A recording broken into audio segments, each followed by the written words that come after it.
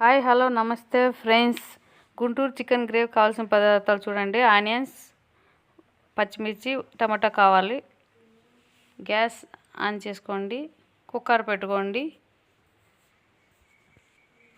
Oil వేసుకోండి. 5-6 స్పూన్లు మా అందాజ మీద వేసినాను. షాజీరా, బిర్యానీ ఆకు వేసుకోండి టేస్ట్కి.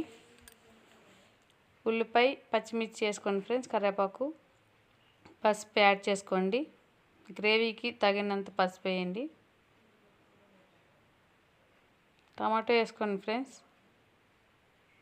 టమాటో వేసి బాగా ఉప్పు వేయండి, సాల్ట్ తగినంత కలపండి. చికెన్ వేయండి.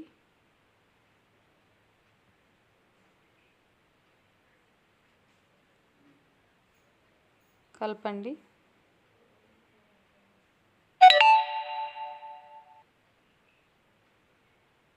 ప్లేట్ మూయండి. ఆవిరికి బాగా ఉడుకుతుంది చికెన్.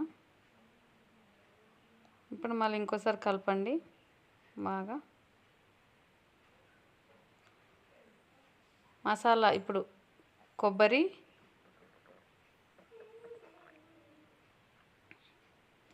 అల్లం, పుదీనా, వెల్లుల్లి,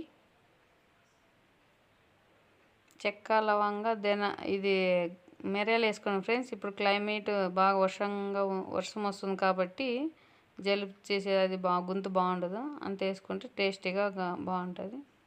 కొత్తిమీర వేసుకోండి. మిక్సీ పట్టుకోండి. బస్ సన్నగా చూడండి, నైస్గా ఉంది. సో ఉప్పు, పసుపు వేసి బాగా మగ్గిపోయింది. ఇప్పుడు మసాలా యాడ్ చేయండి.